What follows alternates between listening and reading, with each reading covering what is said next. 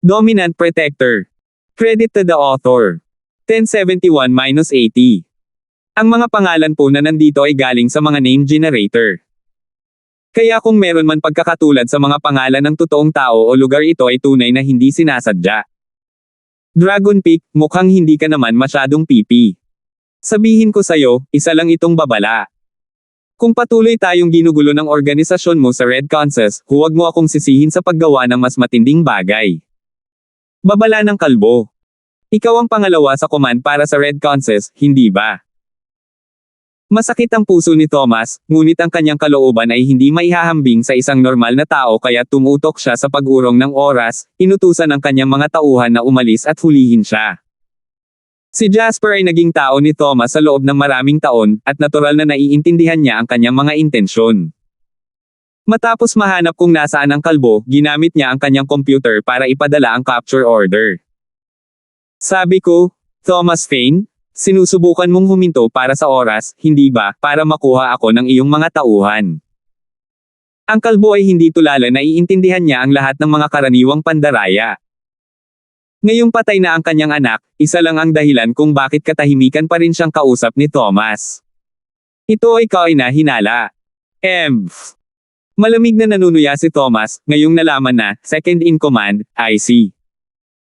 Maghintay ka lang, kung hindi natin bubunutin ang maldito mong organisasyon mula sa ugat nito, papalitan ko ang maldito kong pangalan. Gagamitin ko ang buhay ko para labanan ka.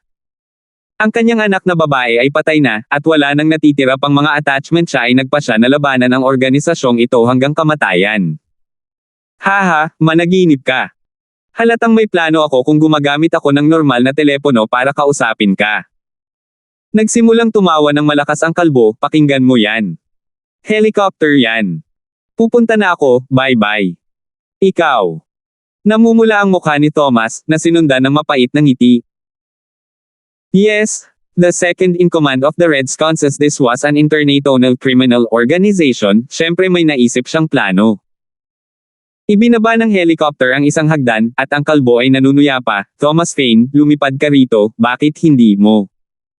Gusto mo talagang makakuha ng eroplano ngayon, hindi ba? Hahaha. Sayang, lalala. Gusto ng kalbo na asar ang lalaki ang kanyang kapatid, ang big boss ng Redskins, ay namatay sa kamay ni Thomas. Ito ang dahilan kung bakit siya, bilang big shot second in command, ay nagpasya na kunin si Trixie mismo. Kung hindi niya ginawa ito ng personal, hindi ito tama. Ito ang kanyang pinakamalaking paghihiganti. Naasar si Thomas, pero malamig lang ang ngiti niya. Gayunpaman, sa susunod na sandali, isang bagay ang lubos na ikinagulat ng kalbo sa kaibuturan. Maglalabas na sana siya ng dalawa pang panunuya ng makarinig siya ng malakas na putok. Ang helicopter sa itaas niya ay biglang umikot na parang saranggola, lumilipad sa isang kanal sa Mount 9. Ang sumunod na nangyari ay isang malakas na pagsabog. Ang helicopter ay sumabog sa isang pagsabog ng apoy. Ano? Idinilat ng kalbo ang kanyang mga mata habang nakatingin sa kung saan nahulog ang helicopter. Walang impact. Pumunta na si Terence sa kinaroroonan ng kalbo kasama si Trixie, ngunit hindi niya ito nilapitan para marinig niya ang kanyang pinag-uusapan, at malaman kung sino ang lalaking ito at kung ano ang kanyang intensyon. Pero hindi niya inaasahan na tatawag siya kay Thomas. Ibig sabihin, ang target niya sa pagkakataong ito ay si Trixie, hindi siya. Sa pag-iisip na iyon, natuwa lang siya na nakasama siya sa karerang ito, kung hindi ay mahihirapan siya. Sa kabutihang palad ay kasama niya ito, ligtas at maayos ngayon. Nagsisimula pa lang magsalita ang kalbo nang may lumipad na helicopter na halatang aalisin siya. Kaya naman, kumuha lang si Terence ng ledge guard mula sa kalsada at inihagis ito sa helicopter. Siyempre, kung ang isang normal na tao ay ihagis ito sa mga spinner ng isang helicopter, kahit na umabot ito sa helicopter, ito ay tatamaan lamang ng malalakas na rotator. Pagkatapos ng lahat, ang material ay mas mahina kaysa sa mga umiikot na talam. Ngunit naglagay si Terence ng ilang condensed chi sa ledge guard, ginawa itong chi bomb at pinasabog nito ang mga spinner sa pagtama. Oh my God, honey! Isa ka talagang master helicopter sniper. Nanlaki ang mga mata ni Trixie sa paghanga, honey. Turuan mo akong mag-snipe ng mga helicopter ng ganyan. Pinagpawisan si Terence sa mga salita, hindi ba sobra ang mga salitang iyon? Huminto si Trixie nang makita ang hitsura ni Terence, ngunit naintindihan kaagad mali si Terence sa kanyang mga salita. Ang ibig kong sabihin ay pag-sniping ng isang aktwal na helicopter, hindi ang pagtalo sa bagay sa iyong eroplano. Alam ko kung paano gawin iyon, hindi mo na kailangang turuan ako, mabilis na paliwanag ni Trixie. Gawin mo. Nanlaki ang mga mata ni Terence, nag-eksperimento na ba si Trixie noon? Hey, itinuturo nila ito online, sapat na ang kaunting pananaliksik. Naghahanda akong subukan ito sa isang kasintahan sa hinaharap. Si Trixie ay palaging matapang kapag kasama si Terence, gusto mong subukan. Okay, susubukan natin kapag nagkaroon tayo ng pagkakataon. Hayaan muna nating magbayad ang kalbo na iyan, halos hindi makayanan ni Terence ang kanyang pagnanasa, ngunit kamatayan kung gagawin niya ang mga bagay na iyon sa sitwasyong ito. Anong ibig mong sabihin? Sabi ni Thomas, hindi sigurado kung ano ang nangyayari matapos marinig ang "wa" na iyon mula sa kalbo. Ngunit ang kalbo ay walang oras na makipag-usap sa kanya. Nabigla siya. Sino? Sino ang bumangga sa aking eroplano? Sa susunod na saglit, tumalon si Terence kasama si Trixie, lumapag sa harap ng kalbo. Hinahanap ako. Nakangiting sabi ni Terence habang pinagmamasdan ang talunan at gulat na mukha ng kalbo. Ikaw. Kanina lang nag-aalala ang kalbo kung paano siya tatakbo ngayong wala na ang chopper, masasalubong lang niya ang mga tauhan ni Thomas kung magde-drive siya ngayon, at hindi niya alam kung ano ang dapat niyang gawin noon ay may 2 tao lang na tumalon sa harapan niya. Pero, nang makilala niya kung sino sila, napabalikwas siya sa gulat. Tinuro niya ang mga ito, kayong dalawa, hindi ba patay na kayong dalawa? Patay ka. Patay na ang buong pamilya mo. Si Trixie ay medyo sensitibo sa salitang patay, at automatiko na lang niyang binato ang kalbo. Hindi alam ng kalbo ang gagawin, laking gulat niya dahil patay na raw ang 2 ito, kasama ang chopper na iyon na binomba bigla. Sa sumunod na segundo, napagtanto niya na maliwanag na hindi sila patay. 1072. Iniligtas mo siya. Sabi ng kalbo, ibinaling ang kanyang mga mata kay Terence.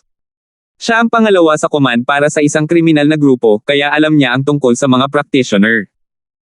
Maaaring hindi siya isa, ngunit ang pangatlo sa pinuno ng Redskins, ang kanyang ikatlong kapatid, ay inaalala ang ginawa ni Terence sa kanyang sasakyan, kasama ang pagbaba ng chopper, sigurado siyang kailangang maging practitioner si Terence. Nagsisi siya, masyado siyang mababa ang tingin sa kanya. Sinong mag-aakalang magkakaroon ng practitioner bodyguard si Trixie na ganito, pinadala ba siya ni Thomas? Bayaran ng kotse at hindi mo kailangang mamatay, sabi ni Terence, hindi pinansin ang tanong. Hindi inaasahan ng kalbo ang kakaibang demand na ito sa simula pa lang. Nasira mo ang sasakyan namin, kaya magbayad ka na. Sabi ni Terence. Hindi ito kinaya ng kalbo. Sigurado siyang patay na ang 2 ito, at ngayon ay nabuhay silang muli para hilingin sa kanya na magbayad. Hello. Masasabi ni Thomas na may nagbago. Boses ba iyon ni Terence ang narinig niya? At ang kanyang anak na babae ay tila buhay, na iniligtas ni Terence, ayon sa kalbo. Si Thomas ay nasa estado ng pag-aalala habang siya ay patuloy na kumumasta. Hello my ass, shut the hell up. Ang kalbo ay naiinis na, at ang tanggang Thomas na ito ay patuloy na kumusta hello. Ano ba naman? Cut the bullshit, nagbabayad ka ba o hindi? Ginulo mo ang kotse ng asawa ko, kaya magbayad ka o mamatay. Kumunat ang noo ni Terence.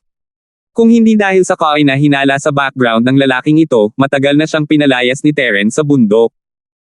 Ang mga kilay ni Trixie, sa kabilang banda, ay tumaas sa tuwa sa mga salitang asawa. Hindi pa niya narinig na may nagre-refer sa kanya sa ganoong kalapit na paraan, lalo na sa ganitong sitwasyon. Nanlisik ang mga mata ni Trixie, hindi na niya akalain na ang kalbong ito ay napakakulit na.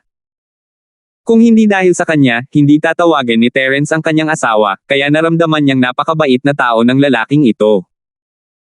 Kung makapagsalita ang Audi TT, malamang na umiiyak ito ngayon, nagrereklamo kung paano itinapon ni Trixie ang kanyang pinakamamahal na sasakyan para sa kanyang kasintahan. Talagang naisip niya na ang pumatay sa kotse ay isang mabait na lalaki. Honey, itong Land Rover niya medyo magulo, pero mukhang maayos ang loob.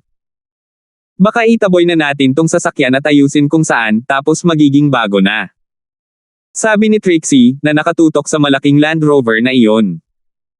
Oo, gumagana iyon, naisip ni Terence na may katuturan ito.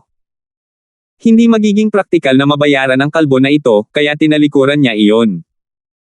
Bagaman, kahit na binayaran niya ang mga ito gamit ang isang kotse ay hindi pa rin niya ito binibitawan. Kinuha niya ang telepono mula sa kamay ng kalbo, Tio Jasper. Si Terence, hindi ba? Tuwang-tuwa ang boses ni Thomas, akala niya ay tapos na ang kanyang anak, ngunit tila walang masyadong malaking nangyari sa kanya. Hindi niya maiwasang makaramdam ng ginhawa at saya.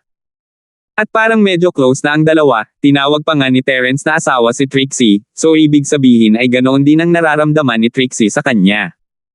Dumating na ba ang apo niya sa wakas? Tio Jasper, ang lalaking ito ay parang dumating para kay Trixie. Mayroon ka bang mga lalaki na kukuha sa kanya?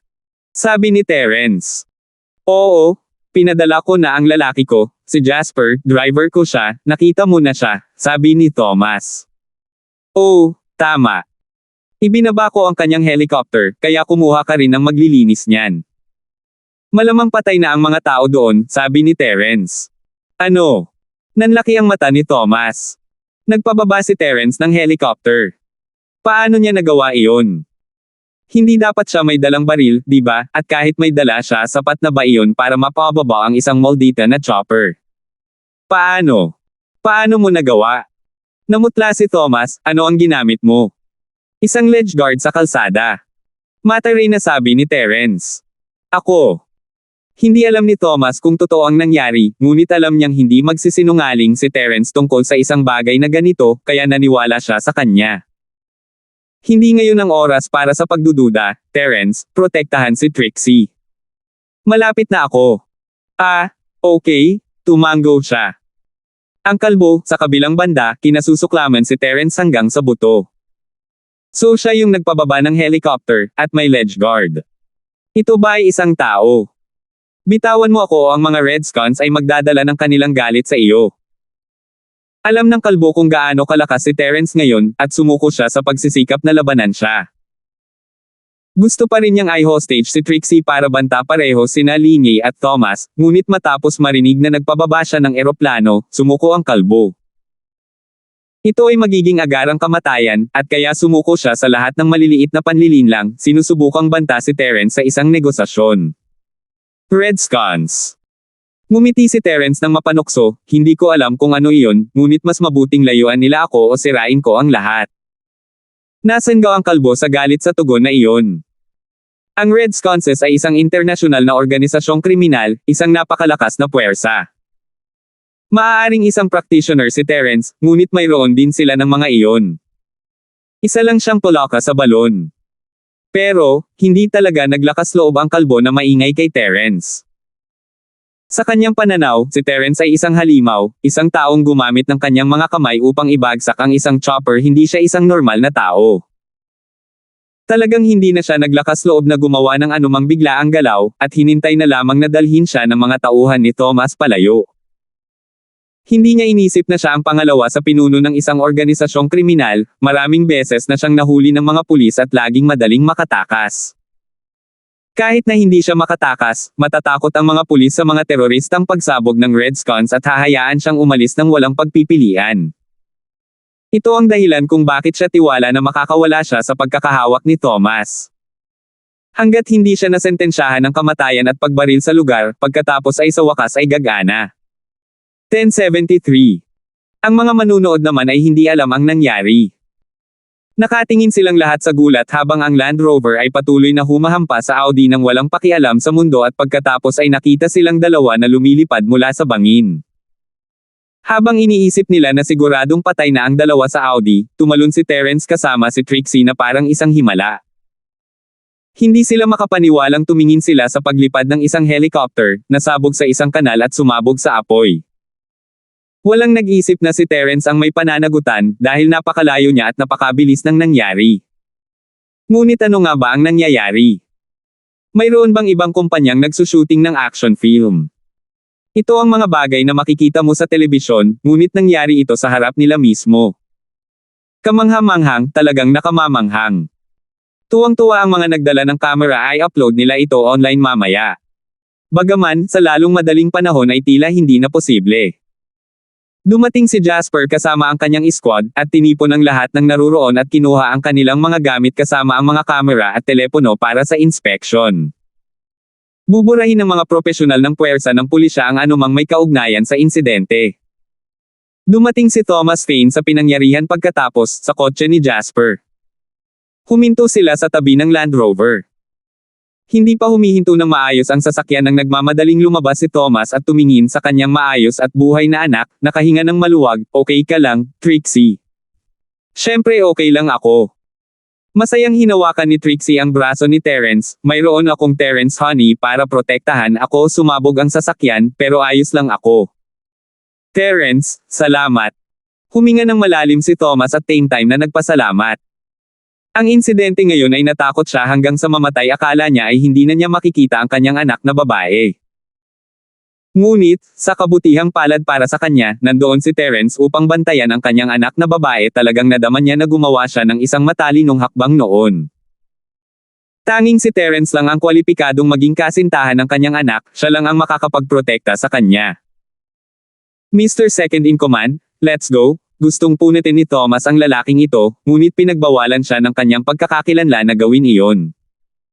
Ang hustisya ng batas lamang ang naghihintay sa lalaki. Si Jasper ay isang spiritual practitioner din, ngunit siya ay isa lamang gininto ang klase, ngunit kahit iyon ay higit pa sa sapat para sa kalbo. Hinawakan siya nito at dinala sa kotse niya. Kung maayos na ang lahat, aalis na kami ni Trixie, Tio Jasper. Ayaw ni Terence na masyadong makisali sa mga gawain ni Thomas. Ngayong tahimik na ang buhay niya, natural na gusto niyang layuan ang dati. Sige, utang ko sa iyo, Terence, talagang utang ko. Mataimtim na tumango si Thomas. Haha, masyado kang magalang, Tio Jasper. Girlfriend ko si Trixie, syempre hindi ko hahayaang masaktan siya. Ngumiti si Terence at umiling. Oh! Tumigil si Thomas, sumilay sa mukha niya ang kaligayahan. Masasabi niya na talagang gusto ni Terence si Trixie ngayon, hindi na talaga sila peking mag-asawa. Talagang ikinatuwa siya nito, pinakiusapan lang niya si Terence na magkunwaring boyfriend niya, dahil bilang na ang mga araw niya. Hindi niya talaga ito mapipilit na gustuhin siya. Ngunit kung talagang mahal siya ni Terence, iyon ang magiging pinaka-ideal.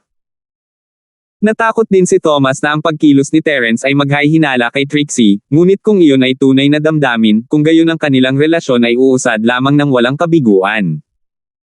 Sa isiping iyon, masaya siyang tumango. Sige, Terence, pagkatapos ay iuwi mo na si Trixie. Bibilhan kita ng hapunan balang araw at makikipag-chat sa iyo kahit na maaaring wala akong oras sa mga araw na ito. Ayos lang, Tio Jasper. Ikaw na ang bahala sa mga gamit mo. Tumango si Terence. Sumakay si Thomas sa kanyang sasakyan at umalis, naiwan sina Trixie at Terence kasama ang Land Rover. Honey, kilala mo ba ang tatay ko?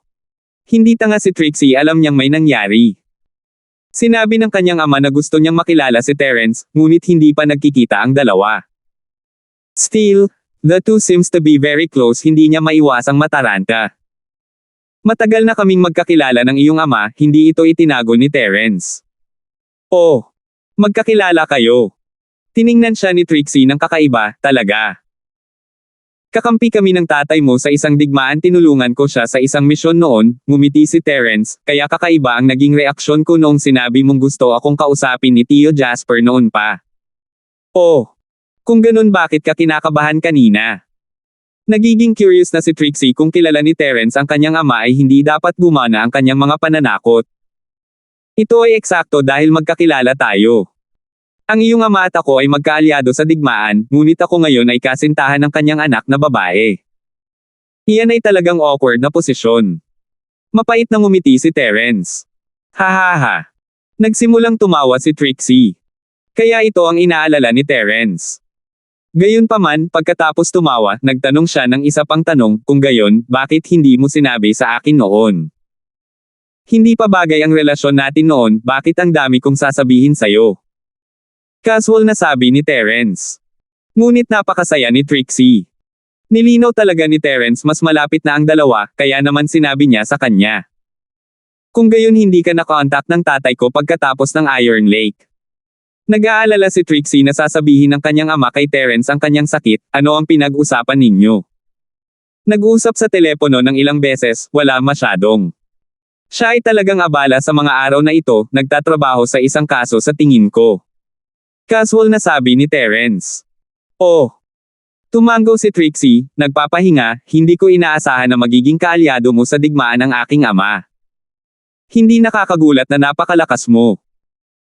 Ang karera ngayon ay isang kabiguan kahit na hindi ko nagawang ipadama sa iyo ang kaluwalhatian ng tagumpay, ayaw magsalita ni Terence tungkol sa kanyang relasyon kay Thomas. Siya ay maingat sa kanyang mga salita, ngunit ang isa ay may posibilidad na magulo kapag nag-aaral ng mga detalye. Iniba niya ang usapan para maiwasan ang pagdududa.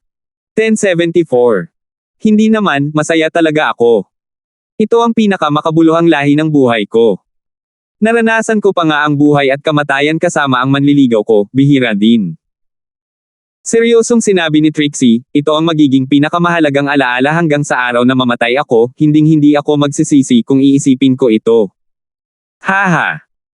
Alam ni Terence na sinadya ito ni Trixie, ngunit hindi niya alam kung ano ang isasagot bilang sagot, magsasagawa kami ng karera muli kung magkakaroon kami ng pagkakataon, ngunit sa palagay ko hindi sa malapit na hinaharap. Oo, masyado kaming namumukod-tangi ngayon, maraming tao ang nakakakilala sa amin, matalino rin si Trixie, alam kung bakit hindi na sila makakagawa ng isa pang karera ngayon. Ang Land Rover ay halos doble lamang sa presyo ng Audi TT, ngunit ito ay isang pag-aaksaya ng gas sa pagmamaneho nito sa lungsod. Kaya hindi naisip ni Terence na ito ay isang napakahusay na kalakalan pagkatapos kalkulahin ito. Siyempre, basta masaya si Trixie, ayos lang. Kaya lang medyo cringy ang plakang ito, 2B941, at ayaw niyang gamitin ang plate na ito para magmaneho. Dapat niyang kunin si Amara na baguhin ito. Nang makababa na sila sa kalsada sa bundok, nakita niya talaga si Amara ngunit hindi siya tinawag at sa halip ay umalis na siya. Ayaw niyang ipakita ang mukha niya rito. Gabi na, uwi na tayo. Tanong ni Terence. Oo. Tumango si Trixie. Delikado pero exciting din ang nangyari ngayon. Bagaman, kailangan na talaga niyang magpahinga dahil naabot na ng kanyang katawan ang limitasyon nito. Si Terence ang nagmaneho ng Rover sa isang 4S shop at kumuha ng taxi. Pagkarating nila sa lugar ni Trixie, ginamit niya ang Beetle na ipinarade niya doon at pinalayas. Tinawag niya si Josephine.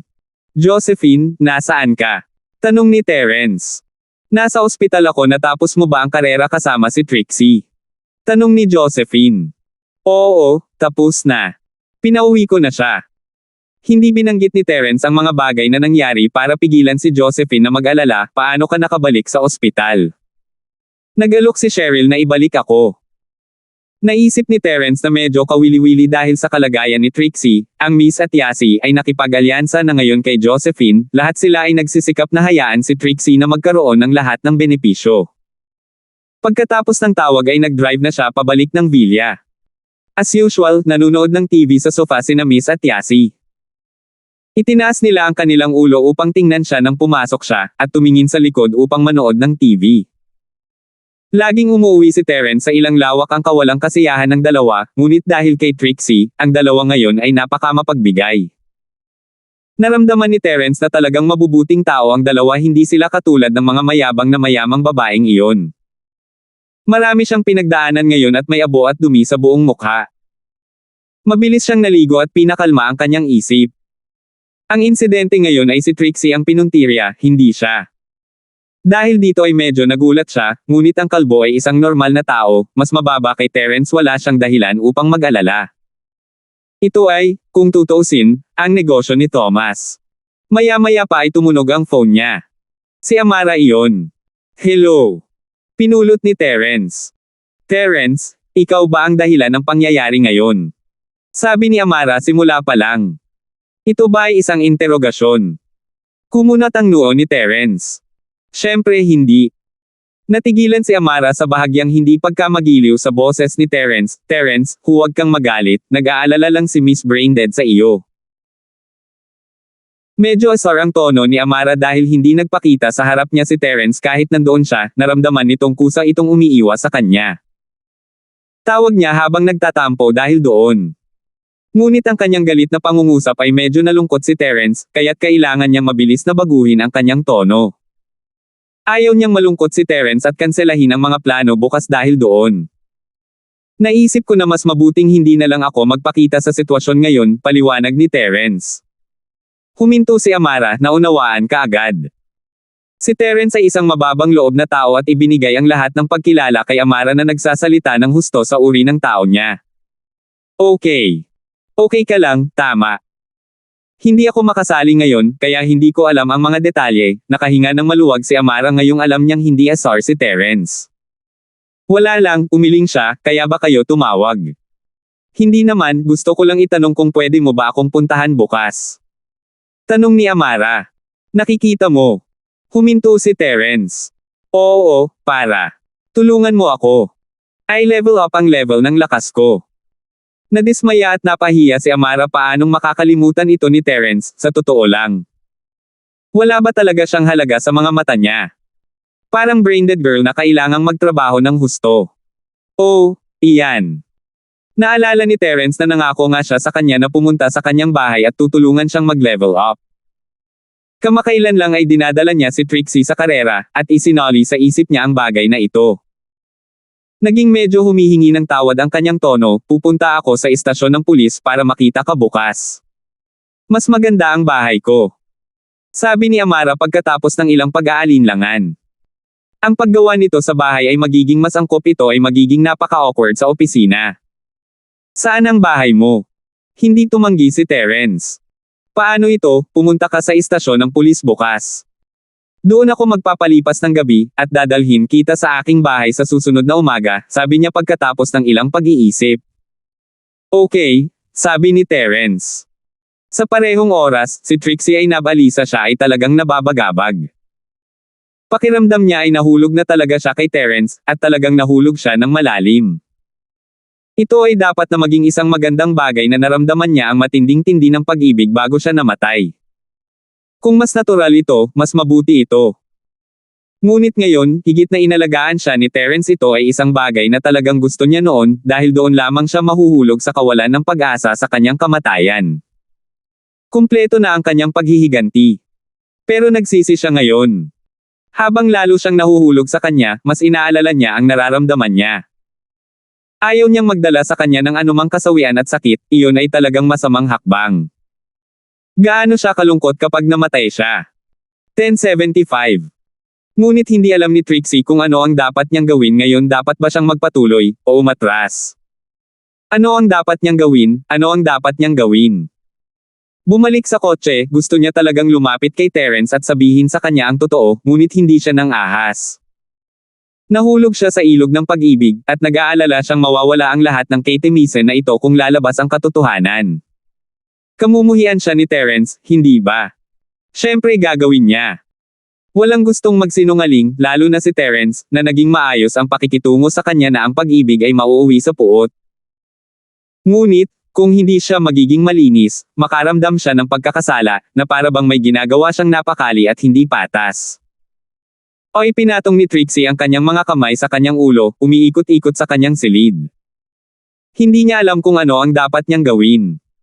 Sa wakas ay naunawaan na niya ang mga implikasyon ng kanyang desisyon. Ang pag-ibig ay hindi isang bagay na dapat paglaruan. Trixie. Paano siya naging hindi mapag-aalinlanganan? Anong laking kabiguan? Nagsimulang bumulong si Trixie sa sarili. Mawawala ba sa kanya ang lahat ng mayroon siya ngayon kung magbukas siya kay Terence? Hindi niya gusto iyon. Umikot-ikot siya at kalaunan ay nahihilo ng hina ang katawan niya noong una, kaya nang mahulog siya sa kanyang kama ay agad siyang nakatulog. Sa ikalawang araw, si Terence ay nagmaneho papunta sa Amara. Ang Miss at Yasi ay hindi pagising, maliwanag na nagpalipis ng gabi sa panonood ng TV. Pinaghandaan niya sila ng almusal at lumabas. Madaling araw na, at wala pang masyadong sasakyan sa labas kaya hindi rin nagtagal bago siya nakarating sa police station. Naalala niya si Harold matagal na mula noong huli niya itong nakita. Kumusta naman ang internal injuries niya? Ang Terence noon ay hindi alam ang buong potensyal ng kanyang mga kakayahan sa enerhiya, at inilapat lamang ang mga paraan ng Eastern medicine upang ayusin ang mga sirang nerbiyos ni Harold. Iyon ang pinakamahusay na pagpapagaling para sa kanya sa oras na iyon, ngunit sa huli ay hindi ito magpapahintulot sa kanya na magpatuloy sa pagsasanay. Ang pinakamagagandang resulta noon ay gagawing normal na tao si Harold, at si Harold, na naunawaan ito, ay nagsimula ng pumunta sa ruta ng physical practitioner. Ngunit ngayong naranasan na niya, sa unang pagkakataon, kung paano niya pinagaling ang kanyang sarili, si Wilson, at si Uncle Fredo, buo ang tiwala niya na mapapagaling niya ng lubusan si Harold. Ito ay hindi isang abala sa Terence ngayon, hindi sa lahat. Nakalimutan na niya ito noon, ngunit ngayong nasa istasyon na siya, bumalik ang lahat ng ito. Iniwan niya muna si Amara at tinawagan si Harold. Kung ikukumpara kay Amara, mas pinabigat ni Terence ang kondisyon ni Harold. Hello, Terence. Malinaw na nagulat si Harold sa pagtanggap ng tawag ni Terence. Harold bro, nasaan ka? Gumagawa ako ng isang kaso sa lungsod, ano ang mali? Tanong ni Harold. Kailangang may importanteng bagay si Terence kung tatawagan niya siya sa umaga ng ganito. Ang lungsod, ha? Huwag na lang, sabi ni Terence. Nasa police station ako, at may naalala akong paraan para mas mabilis na gumaling ang mga internal na sugat ng katawan mo. Pupunta sana ako sa iyo, kung nandito ka. Oh, isang mas mabilis na paraan. Natigilan si Harold sa kanyang balita. Ang bilis ng pagpapagaling ni Terence sa kanya ay higit pa sa kanyang inaasahan, at ngayon ay may mas magandang paraan. Ito ay lubos na ikinatuwa ni Harold. Oo, at ang pamamaraang ito ay makakapag-ayos ng lahat ng nasirang nerbiyos sa iyong katawan, na magbibigay daan sa iyong maging isang espiritual na practitioner muli. Sabi ni Terence. Ayusin ang lahat ng nasirang nerbiyos, at gawin ang espiritual na pagsasanay. Nanlaki ang mga mata ni Harold. Ito ay higit pa sa kung ano ang maaaring maunawaan ng kanyang isip paano ito posible. Narinig na niya ang tungkol sa pag-aayos ng mga nasirang nerbiyos noon, at mayroon talagang isang marangal na bahay sa mundo ng Wulan na maaaring gawin iyon, ngunit hindi lahat ay maaaring pumunta lamang sa kanila upang ayusin ang kanilang mga nerbiyos, mayroong maraming mga kinakailangan. Laking gulat ni Harold nang sabihin ni Terence na maaayos niya ang kanyang nerbiyos. Paano naging posible iyon? Oo, ayusin mo ang iyong mga nerbiyos, maaari kang maging isang espiritual na practitioner muli.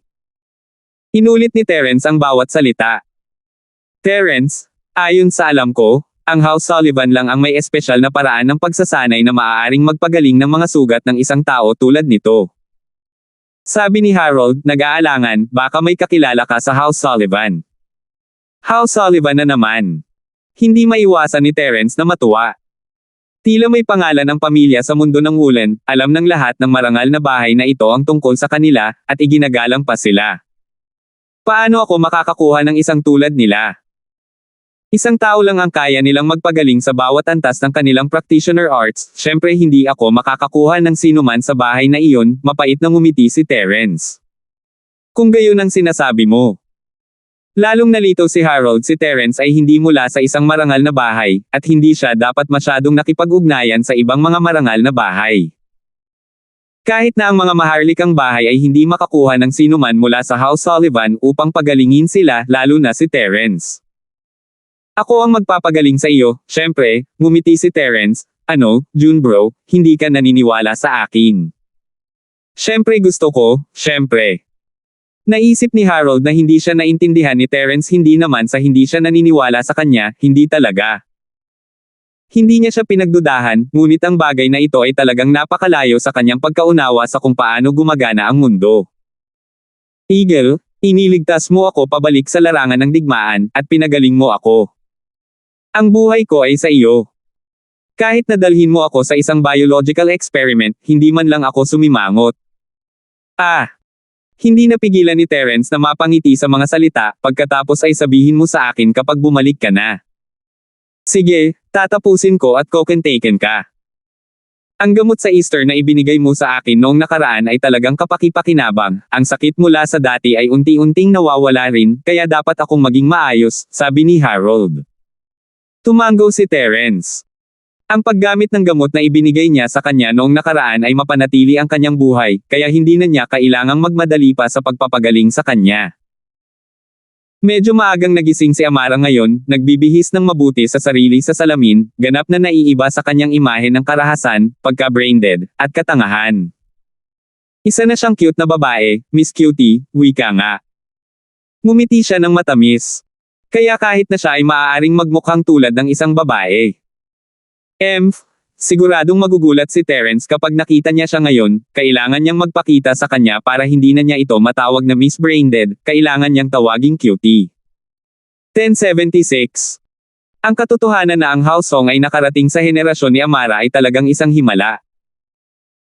Mukhang malakas na ngayon ang house song, ang kanyang pangalawang lolo ay dating isang mystic late phase peak, at pagkatapos mabigang makapasok sa Earth class ng 2 beses, naglakbay siya upang libutin ang mundo, na naghahanap ng ilang paraan upang magtagumpay. Si Amara, sa kabilang banda, ang pinakamalakas na kabataan sa lahat ng marangal na bahay, hindi kasama si House York. Kang bagay na nagsalita sa kung gaano kalakas ang House Sullivan. Gayunpaman, ang lakas ng house song ay tila may puwang ngayon. Si Amara ay may kapatid na babae, siya ay nag-aaral na ngayon, at nakapasok sa Golden Class.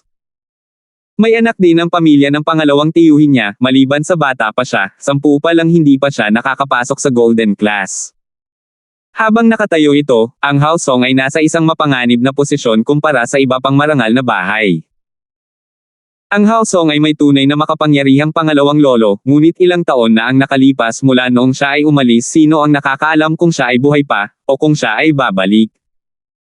Ang pinakamakapangyarihang practitioner ngayon ni house song ay ang lola ni Amara, ang nakatatandang babae ni house song.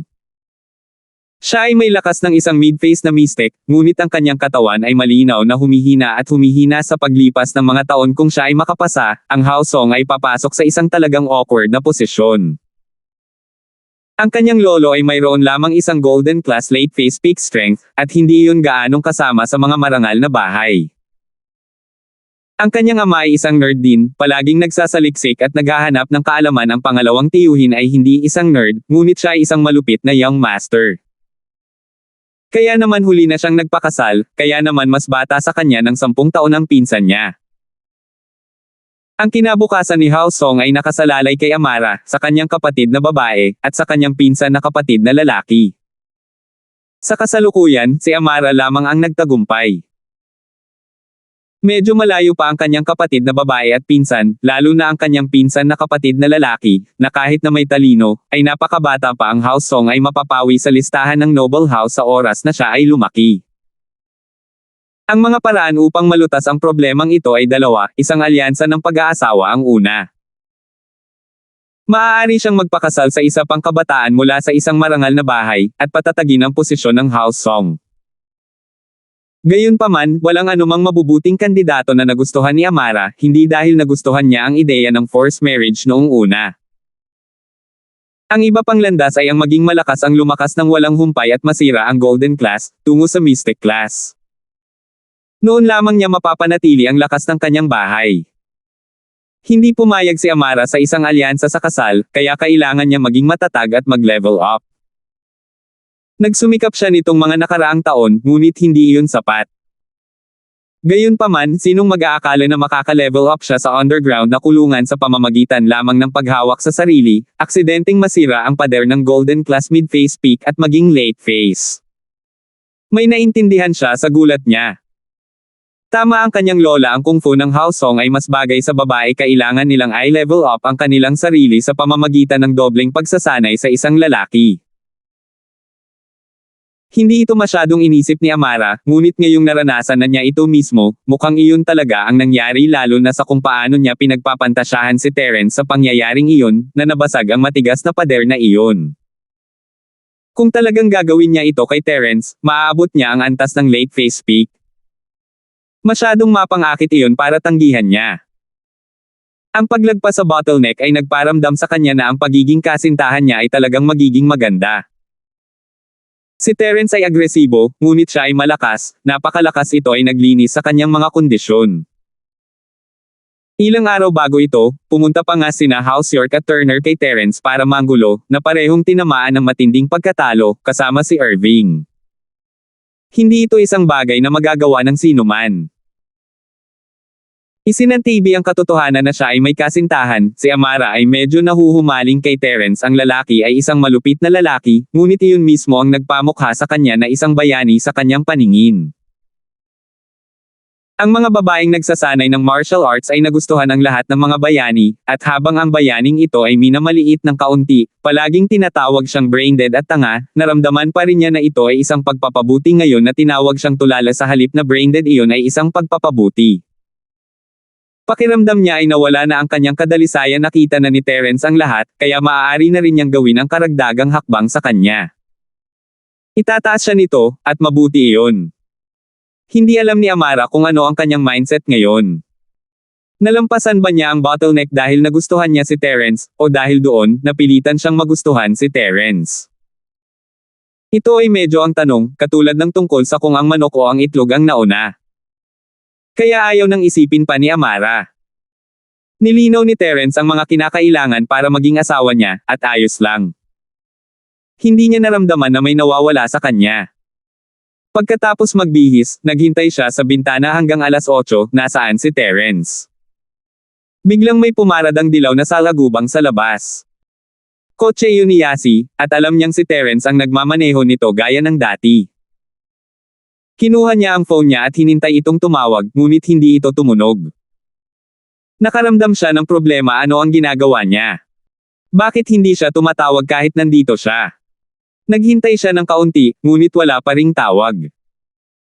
Sa kanyang pag-aalinlangan, siya ay nag-dial sa kanya upang mapagtanto na siya ay nasa kalagitnaan ng isang tawag.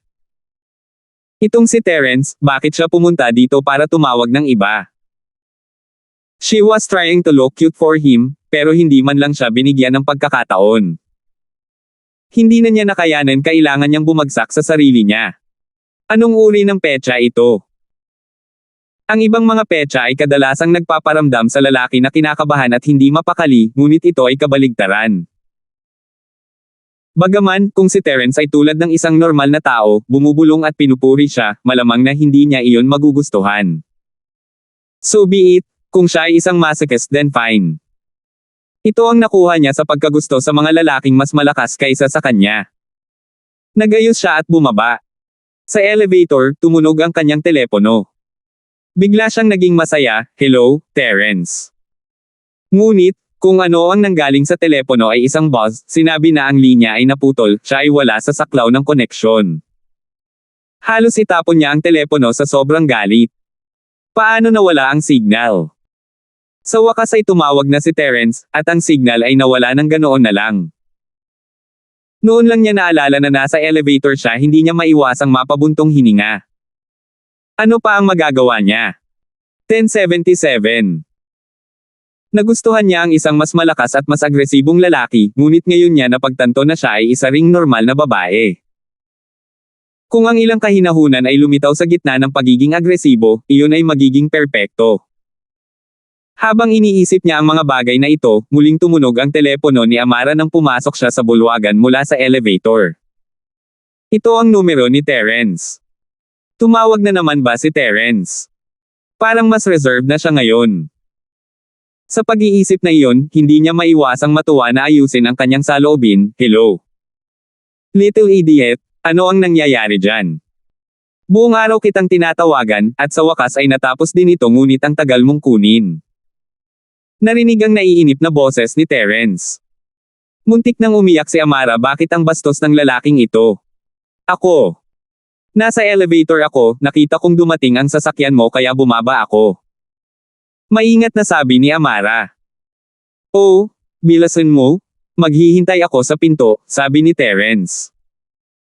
Binaba ni Amara ang tawag at binaliwala ang kanyang malungkot na damdamin.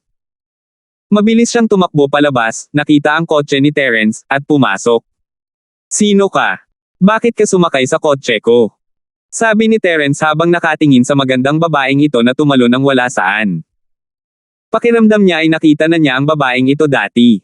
How? Nanlaki ang mga mata ni Amara habang itinuro ang sarili. Hindi naman ganoon katagal, tama ba? Nagka-amnesia ba si Terence? Isang tingin sa tunay na hitsura ng sorpresa at alam niyang hindi nagkukunwari si Terence. Ako ito, ang maliit na tulala na kalimutan mo. Amara. Kumunat ang noo ni Terence. Ako ito. Tumanggaw si Amara. Buti na lang naalala niya. Tiningnang mabuti ni Amara ang taong ito kung tutuusin ay si Amara, ngunit nagbago ang kanyang hairstyle, at iba rin ang makeup sa kanyang mukha, na may nakaguhit na kilay. Ang babae ay mas maganda, at si Terence ay hindi makakonekta ng mas maaga. Ang matandang Amara ay palaging nakauniforme, at ang kanyang buhok ay palaging magulo na nakatali dahil sa kanyang trabaho, hindi man lang siya nag-makeup, kaya halos hindi niya matukoy kung sino ang babaeng ito. Pumunta ka sa Korea. Hindi inakala ni Terence na ang babaeng song na ito ay magiging napakaganda kahit na magbihis, mukha siyang isa sa mga bida sa pelikula. Hindi mapigilan ni Terence ang magbiro kahit na marami siyang magagandang babae sa paligid niya. Korea.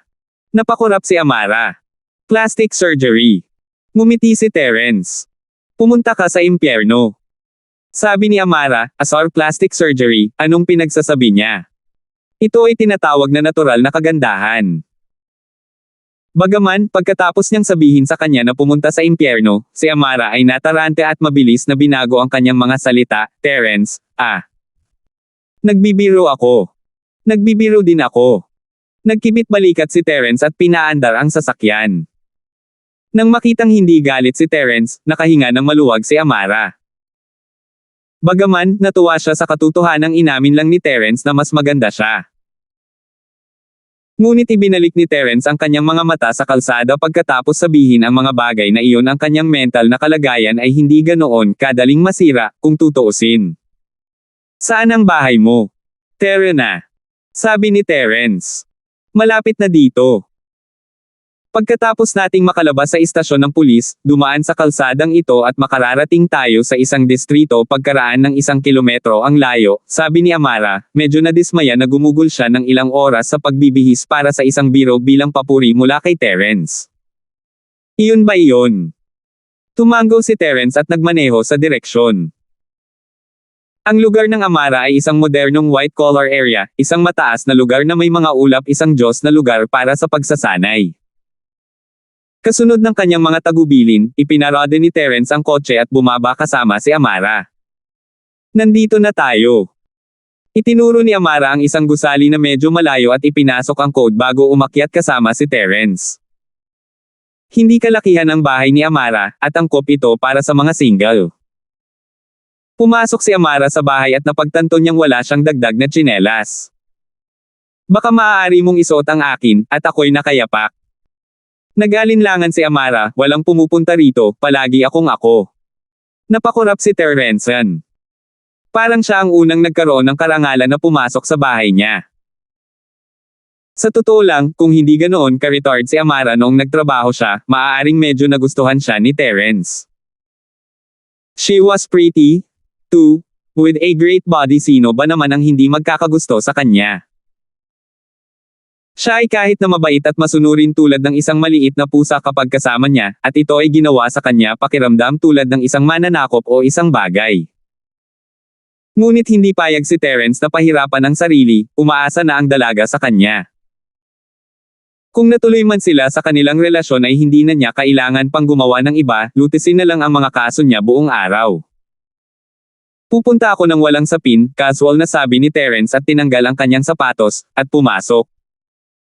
Nag-alinlangan si Amara, ngunit hindi ito nagsalita. Isang mainit na pakiramdam ang namumulaklak sa kanyang puso. Si Terence ay maaaring mukhang agresibo, ngunit siya ay nagmamalasakit sa mga sensitibong detalye. Isinuot niya ang kanyang panloob na tsinelas at pumasok. Gusto mo bang uminom? Okay lang, winagiway ni Terence ang kanyang kamay, ayaw niyang mag-aksaya ng masyadong maraming oras. Mahirap na bagay na tulungan siyang mag-level up, at kailangan pa niyang i-recover ang kanyang lakas kung babalik siya ng huli, maaaring hindi matuwa ang dalawang babae. Oh! Akala ko gusto mong mag-level up. Gawin natin ngayon, sabi ni Terence. Ngayon. Kumurap-kurap si Amara, hindi pa siya handa. Oo, nagpa siyang sumama sa kanya, at tinanggap niya ito, ngunit ito ang kanyang unang pagkakataon. Dapat may romance muna, may foreplay, di ba? Para doon, bumili pa siya ng mga kandila at red wine, kasama ang ilang western food na gusto niyang lutuin kasama niya para magkaroon ng masarap na atmospheric na hapunan. Ngunit humabol si Terence. Oo, pinatawag mo ako dito para dyan. Kumunat ang noo ni Terence. Oh, okay then.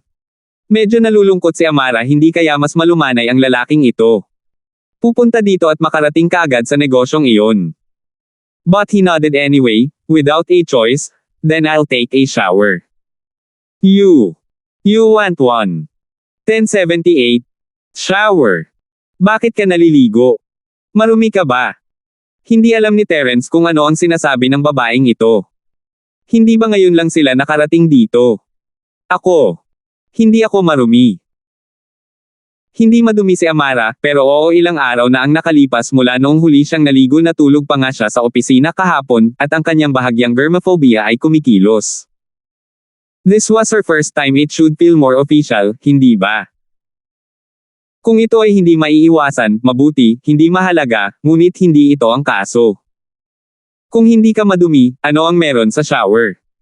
Tahimik na sinabi ni Terence, hindi ba masasayang ang makeup na iyon kung hugasan mo ito? Pero ayaw mo man lang iset ang atmosphere sa akin. Amara felt so wronged. Ang kanyang makeup ay paghahanda para sa kanyang romantikong hapunan kasama si Terence, kaya syempre, inaalagaan niya ang kanyang hitsura. Kung mas maganda siya, mas gusto siya ni Terence, at mas magiging intimate ang dalawa, at maghalikan.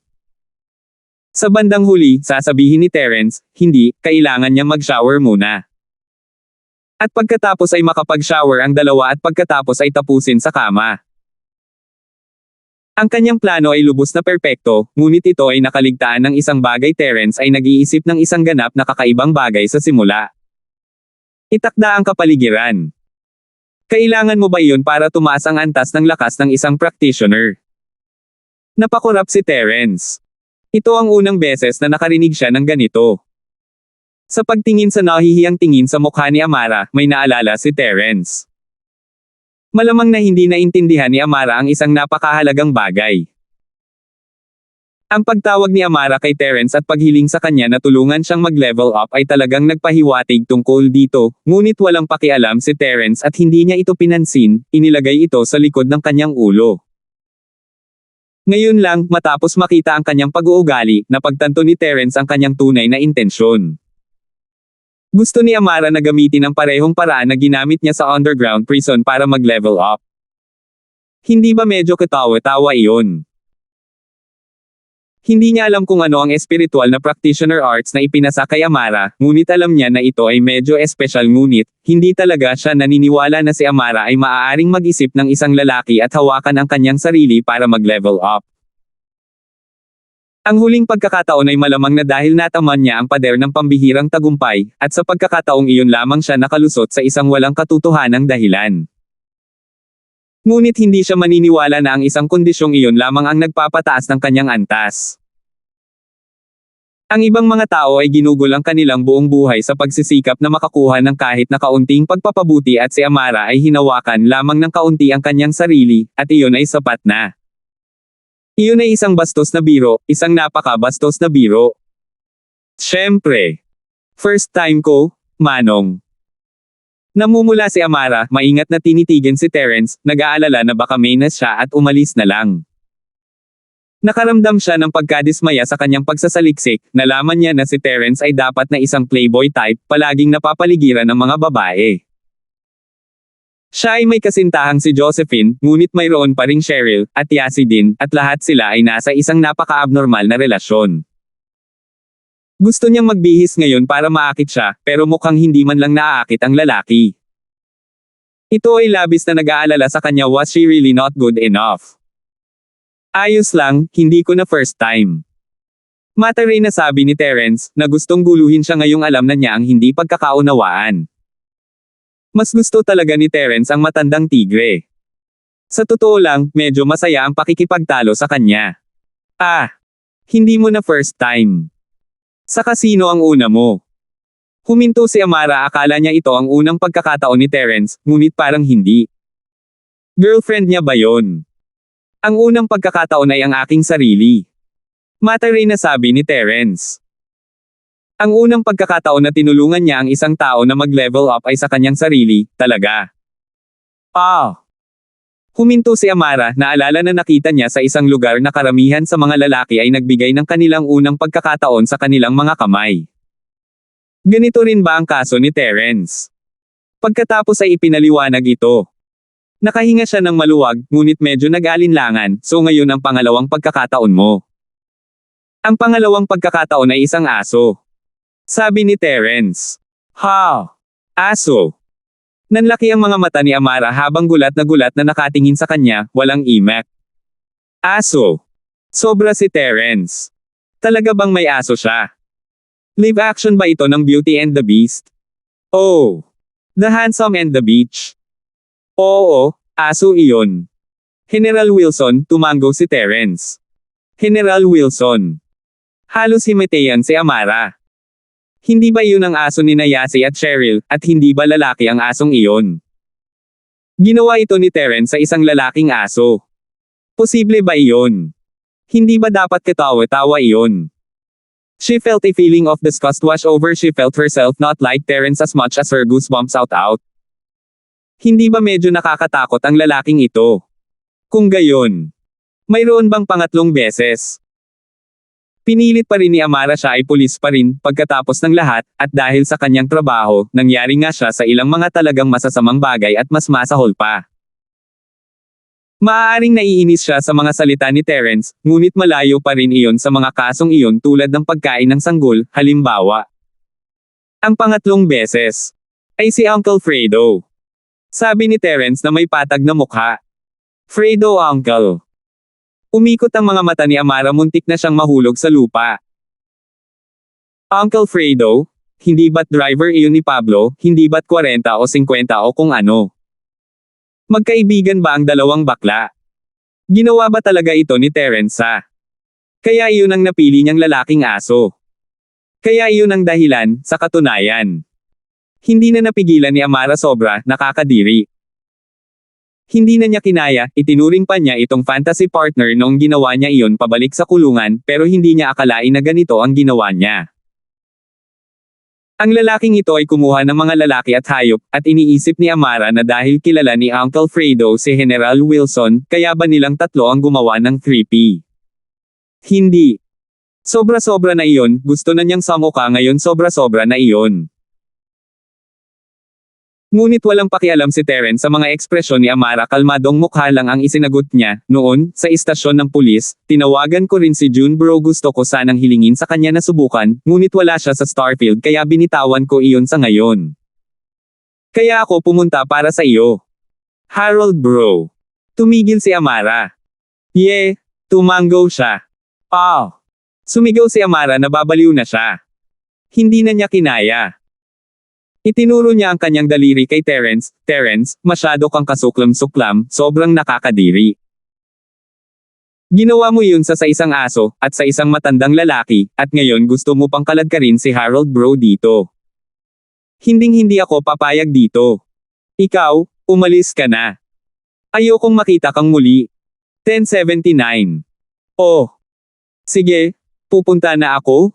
Tumango si Terence, tumayo, at nagsimulang umalis. Nang makitang tumayo si Terence at umalis ng ganon-ganon lang, bigla itong nag-alinlangan kay Amara. Nagsasabi ba ng totoo si Terence kanina? Nag-isip siya ng mas malalim tungkol dito, hindi ba lahat ng iyon ay tila medyo may kahabaan? Una sa lahat, napaka-unreliable ng mga sinabi niya. Kanina pa niya ito kilala, at parang hindi naman siya ganoong klase ng tao. Hindi kaya sinasadyang nagsinungaling si Terence tungkol sa lahat ng iyon dahil hindi niya ito gusto. Kaya hindi siya pupunta at abalahin siya sa hinaharap. Maaaring ito ay napakahusay. Sa tuwing aabalahin siya nito, humihiling sa kanya na lutisin ang isang kaso para sa kanya. Pumayag siya, ngunit ayaw niya. Malinaw na medyo naiinip siya nang tumulong siya, kaya naman ginagamit niya ito bilang dahilan para maglagay ng distansya sa pagitan nila. Kaya ba niya nasabi ang lahat ng ito? Teka. Ayaw ni Amara na umalis si Terence ng ganon-ganon lang. May iba pa ba? Lumingon si Terence. Ikaw. Talagang ginawa mo yun kina General Wilson at Uncle Fredo. Tumingin si Amara sa mga mata ni Terence, hinahanap ang sagot. Gawin ang ano? Tanong ni Terence. S. S asterisk X. Kinagat ni Amara ang kanyang mga ngipin. S asterisk X. Nanlaki ang mga mata ni Terence habang nakatingin sa kanya, S asterisk X with General Wilson and Uncle Fredo. Gumagawa na naman ba ang retarded brain mo? How the hell did you come with this? Masyado ka na bang nagbabasa ng porn? Ay hindi ako tumitingin ng kahit anong magulo na porn. Ikaw ang nagsabi nito, sinabi mo na ibinigay mo ang iyong unang pagkakataon sa iyong sarili, pagkatapos ay kay Wilson, at ang pangatlo ay si Uncle Fredo. Sabi ni Amara, na dismaya dahil tinatanggihan ito kaagad ni Terence. Tinatawag siyang retard, masyadong kakapromote lang niya bilang tulala, at hindi pa nakakalipas ang ilang araw. Oo. Ang unang beses na gumamit ako ng ganitong level up na paraan ay sa sarili ko, ang pangalawang pagkakataon ay kay General Wilson, at ang pangatlo ay kay Uncle Fredo. Anong problema? Tinanong ni Terence, ano ang iniisip mo? Ano ang mali sa utak mo? Nagpapa-level up ka pala. Namula ang mukha ni Amara, siya ba talaga ang may kasalanan dito? Ngunit hindi ba ang intimate act na iyon ang tanging paraan ng pag-level up? Hindi ba siya nag-level up gamit ang eksaktong paraan na iyon? Hindi gustong umatras ni Amara, kung gayon, paano mo ako pinaplano na i-level up ako? Tanggalin mo ang iyong damit, mahinang sabi ni Terence pagkatapos ng isang tingin. Hindi pa siya tapos makipaglokohan sa kanya. Tanggalin mo ang damit ko. Nag-alinlangan si Amara. Kung ito ay medyo mas maaga, siya ay napakasaya na huhuberin ang lahat. Ngunit ngayon, pagkatapos ng lahat ng nakakatakot na tae na iyon, Terence ay iniluwa lang sa kanya.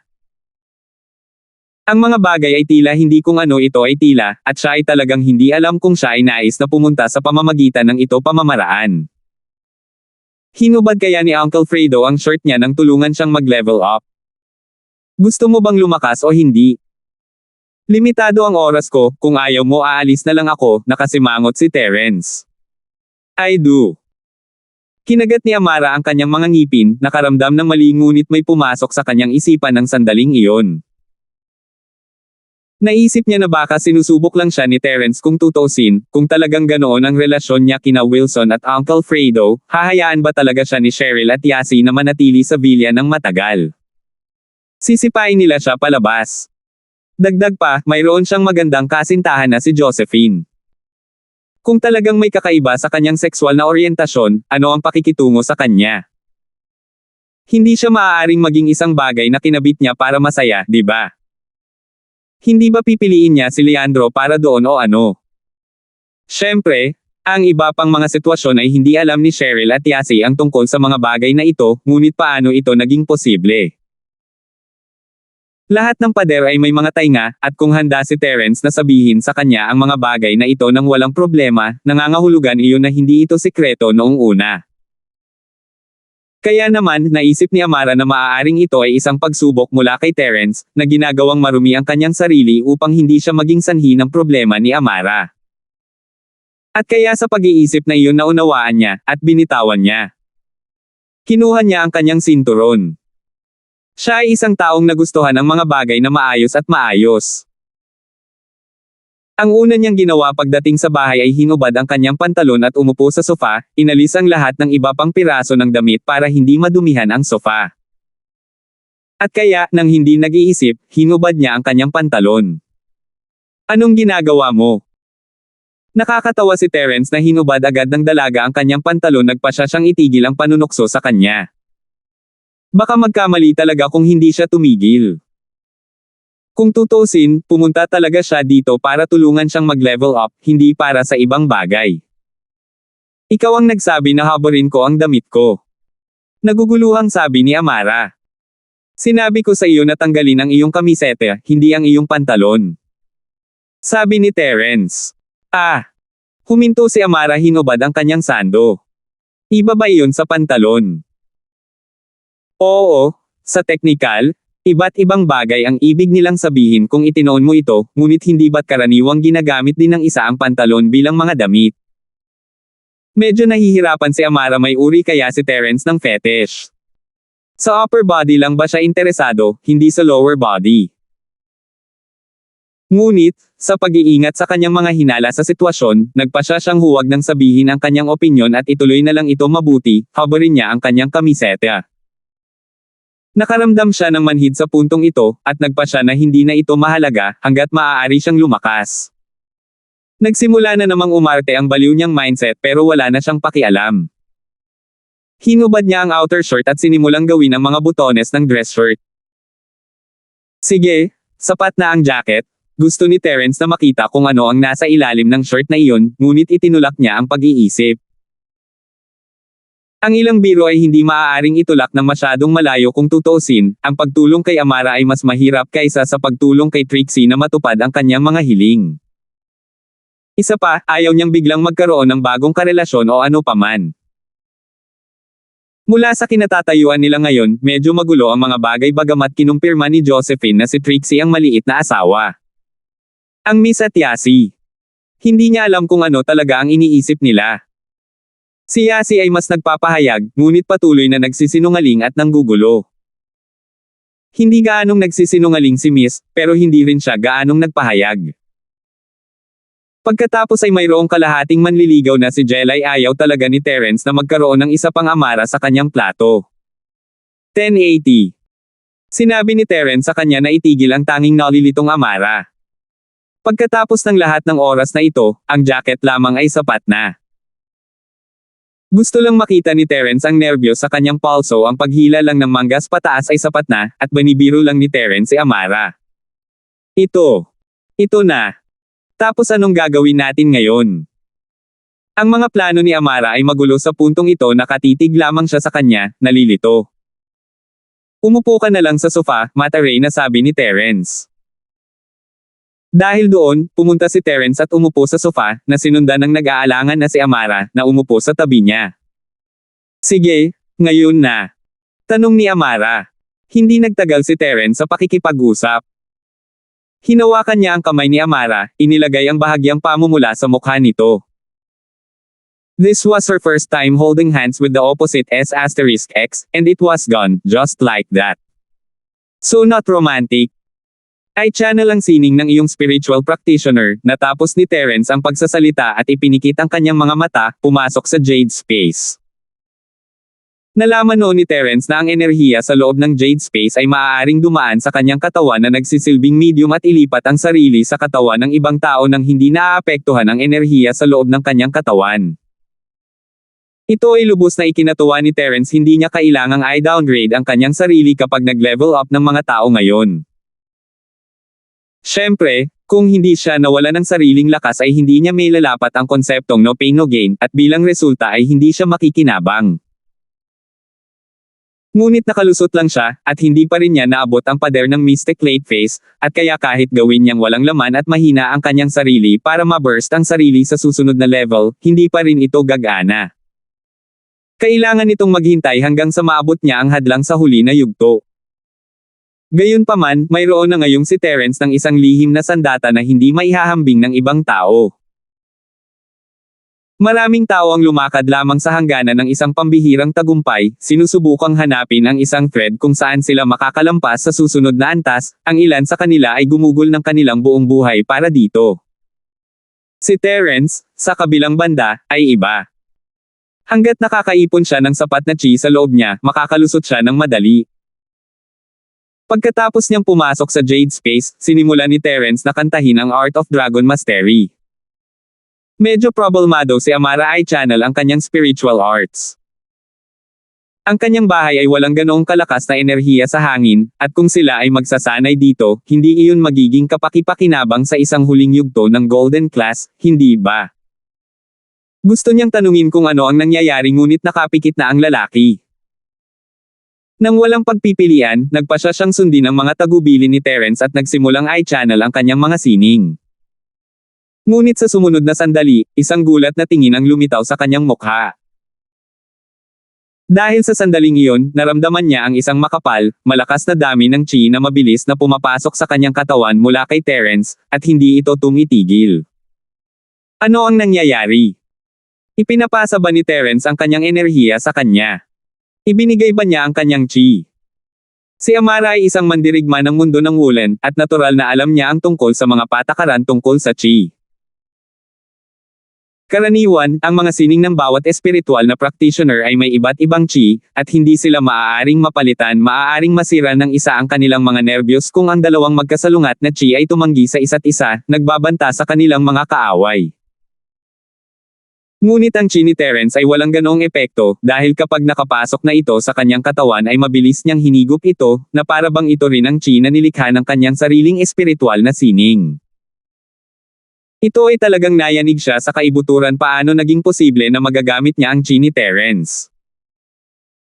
Bigla niyang naalala ang oras na iyon sa ospital, nang gamutin ni Terence ang mga sugat ni Liu Bojie, gumamit din siya ng Chi. Nangangahulugan ba iyon na ang Chi ni Terence ay maaaring gamitin sa ibang tao? Sige, kahit na ang Chi ni Terence ay talagang maibigay sa kanya, alam niya sa parehong oras kung gaano kahalaga iyon ang mga tao ay nag-practice at nagsanay ng husto upang tipunin ang Chi na ito, at kahit kaunting nangangailangan ng mga espesyal na kayamanan at artifact, ngunit si Terence ay nagbibigay na sa kanya ng buwang halaga ng Chi. Talaga bang handa siyang ibigay sa kanya ang isang bagay na napakahalaga? Sa isiping iyon, naramdaman niya na talagang maganda ang pakikitungo ni Terence sa kanya. She really did misunderstand him earlier, so ito ang leveling up method na sinasabi niya, hindi yung double practicing on the bed she assumed it to be, it was just he passing energy to her. Isang pakiramdam ng pasasalamat ang bumalot sa kanya, at kinwestiyon niya ang sitwasyon, hindi pa sila ganoon ka-close, di ba? Kung tutusin, marami sa mga dakilang sekta ang mayroong grupo ng mga disipulo na nagsasanay ng parehong sining, ngunit walang sinuman ang basta-basta magpapasa ng Chi na sinanay nila ng walang kapaguran sa ibang tao ng walang reserba. Dahil ang sakit at pagsisikap na dumating sa proseso ay hindi maisip kung mas mataas ang antas, mas mahirap itong magpatuloy. Sino ang magbibigay ng kanilang mahalagang Chi ng ganoon? Alam niya na ang lolo at lola lang niya ang nagpapanatili ng paglilipat ng Chi para sa kanilang practicing, ngunit mag-asawa sila, at matandang mag-asawa sila, mga taong nagsama-sama sa kanilang buhay, syempre magtutulungan sila para mapabuti ang pamilya. Pero hindi naman siya couple with Terence, di ba? Bakit kaya papayag si Terence? Pagkatapos ng lahat, sa tuwing tinutulungan ni Lola si Lolo na mag-level up, mawawalan siya ng maraming Chi. Isa na siyang mystic mid-class peak mula pa noong nakalipas na panahon, ngunit palaging nawawala ang ilan sa kanyang antas ng lakas kapag tinutulungan ang kanyang lolo na mag-level up. Ito ang dahilan kung bakit hindi nag-improve ang kanyang lola sa lahat ng mga taon na ito. Sa pag-iisip na iyon, ang mga mata na dati niyang tinitingnan kay Terence ay napuno ng kahinahunan. So she was right to like him after all, he really did treat her well. She felt really touched by his actions. Ngunit sa sumunod na sandali, ang hitsura sa mukha ni Amara ay naging mas nalilito. Dahil hindi pa rin tumitigil si Terence. Ang kanyang Chi ay dumadaloy sa kanya ng walang tigil, at ito ay lumampas sa inaasahan niya. Kahit noong inilipat ng kanyang lola ang Chi sa kanyang lolo, hindi siya magpadala ng ganito sa isang hininga. Ngunit si Terence ay tila hindi mapakali na pinapakain sa kanya ang lahat. Kumunat ang noo niya, dapat ba talaga niyang gawin ito? Nanatiling nakatikom si Amara, si Terence ay tila tahimik at nakatutok. Ngunit bumantong hininga pa rin siya, ipinikit ang kanyang mga mata at ipinagpatuloy ang pag-channel ng kanyang espiritual na sining, hinihigop ang lahat ng Chi na ipinapadala sa kanya ni Terence. Katatapos lang niyang umabot sa golden class na late phase, at hindi pa ito tumatag. Ngunit ngayon, naramdaman niyang bumuti ang kanyang lakas sa isang nakikitang bilis, siya ay lumalakas ng mabilis. Salamat po at sinamahan ninyo ako, ingat lagi mga master.